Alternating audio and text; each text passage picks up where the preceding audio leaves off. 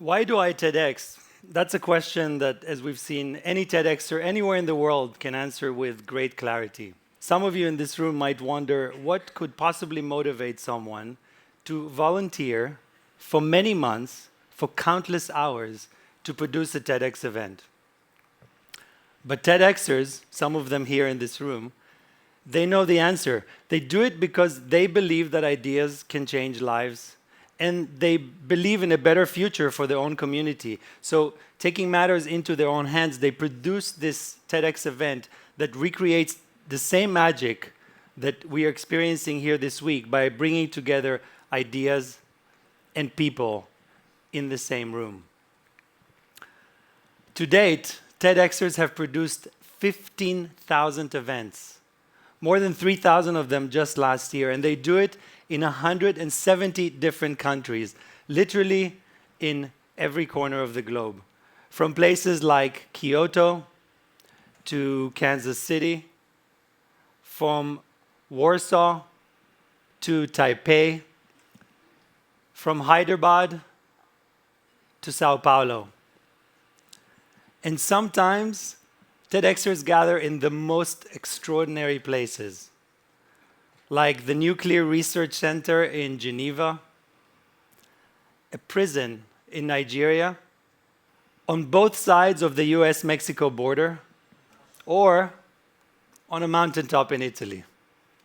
There is a women event in Kabul, a university event in Virginia, and there's a youth event in Sri Lanka. The sheer scope of TEDx events around the world, and I think you're going to agree with me when I say this, it is simply awesome. So here's a big round of applause for TEDxers around the world for doing this. Now, what does it all mean?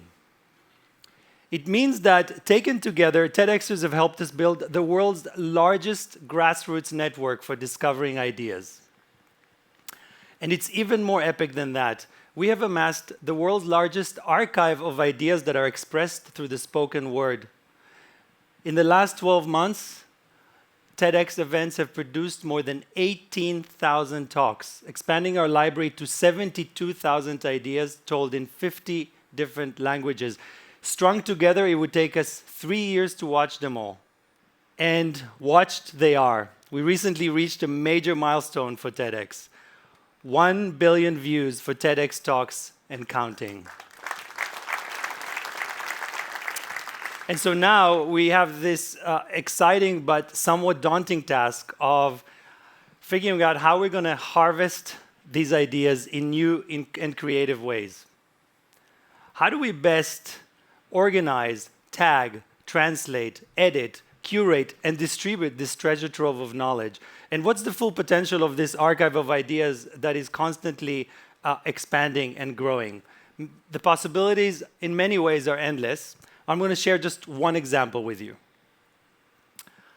I'm intrigued by what I see as a form of collective intelligence that bubbles up from TEDx communities around the world. If you pick a topic, any topic, you will find ideas from different TEDx events intersecting with each other, enriching our knowledge and offering different perspectives on any given subject. Let's look at food. In recent months, TEDx has looked at food from many different angles. We looked at where we source food, from sustainable ways to fish, to delicacies made out of insects, to high-tech urban farms.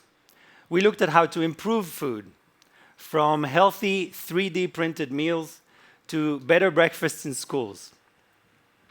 We looked at how we sense food, from the impact of fasting on our brain to how the color of the plate can change the way we taste.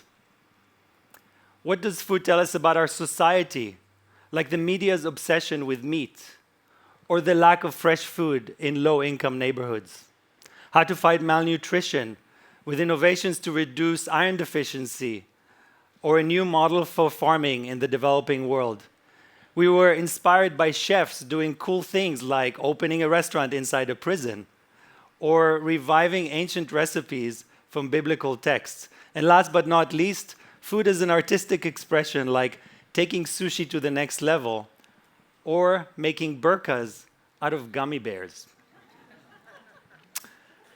And so, if you're into food, I invite you, please dig into TEDx. Or pick any other topic, sanitation, e-governance, nanotechnology, and you will find this kind of collective intelligence, the knowledge that comes not from a specific media lens or from a political agenda, but from extraordinary people of all backgrounds sharing their best idea for the world to see and to hear. And that's why I believe in the power of TEDx. It's for the knowledge that grows with each new idea. As Chris said, we are building TEDx to become the most powerful idea engine in the world, far exceeding anything we've seen at TED before. Our vision is to find the best ideas no matter where they come from and to make them accessible for people everywhere.